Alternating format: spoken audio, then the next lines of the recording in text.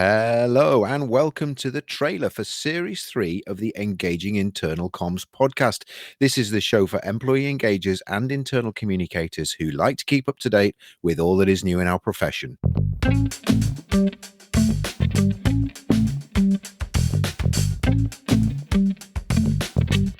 My name's Craig Smith from the Big Picture People.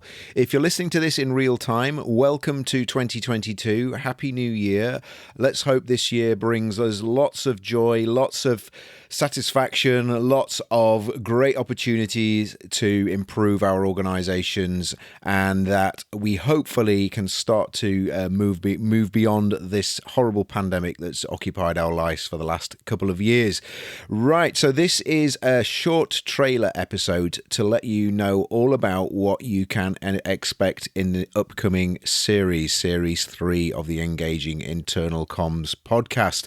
I did a trailer right at the beginning of the very first episode, but we didn't do one for series 2. We kind of just followed on from the first series into the second, and we've recorded over 60 interviews in that period. So lots of great interviews. If you've not already listened to them at engagingic.com or on your podcast platform of choice. But for this upcoming series, we really wanted to take an opportunity to create a structure around the episodes and frame them around a number of questions that we believe all internal communicators and employee engagers should be striving to help employees within the organization to really understand and know the answers to. And so this next series is really focusing on a topic that I think has come up a number of times in episodes and implicitly or explicitly that we've recorded already, or interviews that we've recorded already. And that's about how our role in organizational transformation. Now, it might be that you're thinking, well, we haven't, got any major transformation projects on the go at the moment. I doubt that very much, but it might be that you're not thinking of internal comms in the context of change. But I would argue that our organizations are always changing, and because of the impact of the last 2 years, it's likely that change is only going to accelerate more quickly. And if you think about the whole experience of the pandemic, really, it's all been about change. It's all been about learning new ways of working, new ways of interacting with each other. So whilst we've maybe not presented it as a change initiative, it's been forced upon us, it's change all the same. And I think as employee engagers and internal communicators, we really need to lock in our work to the transformation work that's going on within the business and be able to create that overall narrative. So what we're going to be structuring the episodes in this upcoming series 3 of the podcast around is a framework that we use with our clients, and that's really to help them understand or to really think about some of the questions that they need to be considering in the work that we do for them. So in the communications work that we do for them, it needs to answer at least a number of these questions, if not all of them. And we call it a big picture connections framework. Now, if you want to see a copy of this, because it is a very visual approach, you need to head across to our website. So if you go to engagingic.com for the show notes for this episode, you will be able to see a diagram of what it is I'm just going to talk about. But I'll do my best to explain it without you being able to see it, because I appreciate that unless you're looking at this on our website, you probably won't be able to do that. So the connection framework is based around 6 questions. Okay, that might seem overly simplistic when we're going through organizational change, that our employees only have 6 questions that we need to answer. But it's based around the idea that there are kind of 6 key questions that we need to be able to consider, and these open up lots of other areas, but they're fundamental. And the first question that we need to be able to answer for our employees is, why are we changing in the first place? It might sound obvious. We may know it may be painfully obvious, but we do need to be building awareness. Now, obviously, with the pandemic, that maybe wasn't so much of an issue. People kind of understood why we were sending them home to work. But usually during organizational change, we don't actually think to tell people why it is we're changing. We'll go on to tell them all about the nuts and bolts, the ins and outs of the change, but we won't actually remind them of why we need to change. So we need to be able to explain to our employees why we need to change. Once we've told them why we need to change, or as part of the communication of why we need to change, we need to tell them what we're aiming for. What is the vision? What is the purpose? Where are we trying to get to? Change is often sometimes seen as, in and of itself, it's seen as the ends rather than the means. Well, actually, change is just a means to an end, and we need to explain to our employees what that end is. So, in addition to why are we changing, we need to tell them what are we aiming for, what are we striving for, what do we hope to be different, and how do we hope to be able to perform differently, serve our customers, clients differently once we've enacted this change. The third part is how will we do it? So again, we often then go into endless tasks and lots of different bits of information. But the first thing we really need to tell them is what's the strategy? How are we going to actually deliver this change? We need to give them a route map, a roadmap of how this change is going to pan out. But also as part of how are we going to change, we need to explain to them our values. How are we going to treat each other? What are the kind of core principles they're going to be behind this change?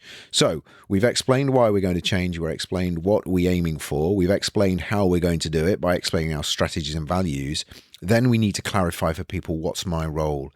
And this is where we need to give them a clarity around the tasks that they will be able to bring to the change, but also the behaviours again. And this is a subset of the values. So we talked about the values when we talked about how will we do it, but we also need to explain individual behaviours and not just talk about tasks and functions and roles. We need to talk about behaviours too.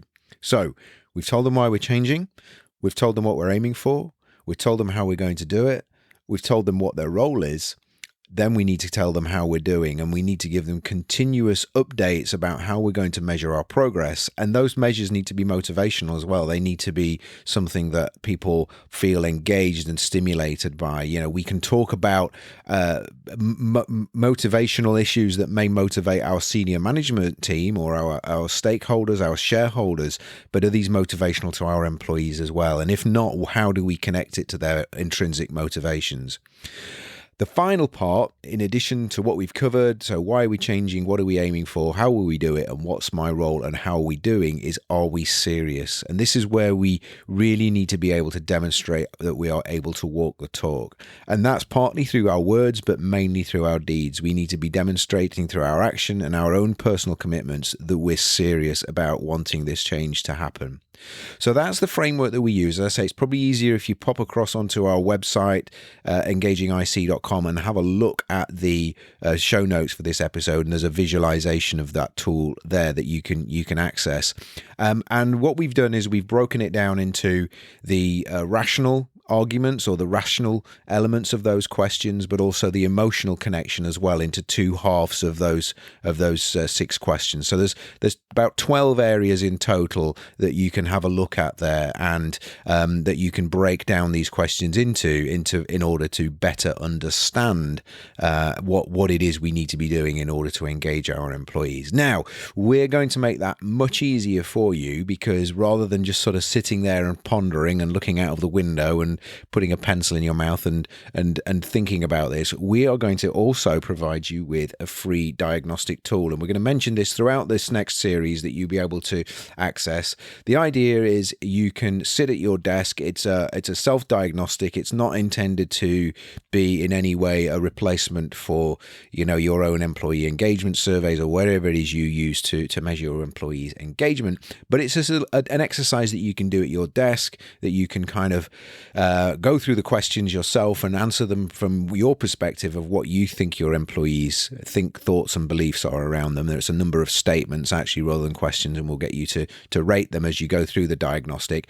And at the end of that process, you will get a free PDF report which kind of gives you a breakdown of how you've scored, how your organization scores. Now, again, so just from your perspective, it's not intended to replace anything that you've already got from your employees' perspective, which is clearly the most important. But it's just a way of you maybe diagnosing some areas that you may need to focus on, particularly in these upcoming months as we come out of the hopefully, as I say, we're coming out of the pandemic and going into a new way of working, new ways of working, perhaps that are not entirely dissimilar with what we've become familiar with, but maybe a more hybrid way of working. But also, as we help people just kind of process what they've been through over these last 2 years, I think there's a real role that our organisations need to play in debriefing people and really helping them make sense and rebuilding some of the mental health that we all know has taken a real pounding during these last 2 years. So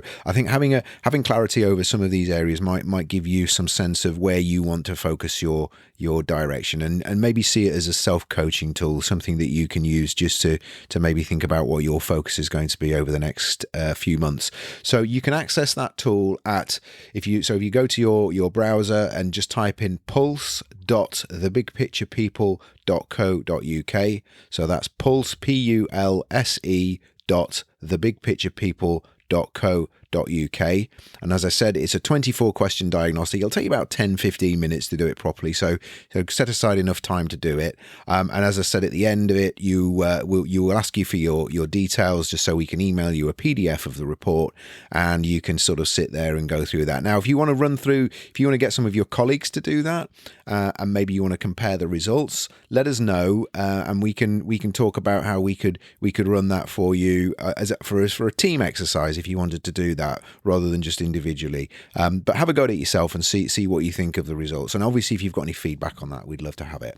But as I said, that's what we are going to be basing the next series around. We're going to be asking our interviewees to help us to pick off some of these key questions that I've covered in that overview of our framework. So why are we changing? What are we aiming for? How will we do it? What's my role? How are we doing? Are we serious? We're going to be getting them to share some of their own stories, some of their own experience, some of their own work that they've been doing in those different areas within their organizations, so we can start to build up some clarity of what some of the good practices that's out there.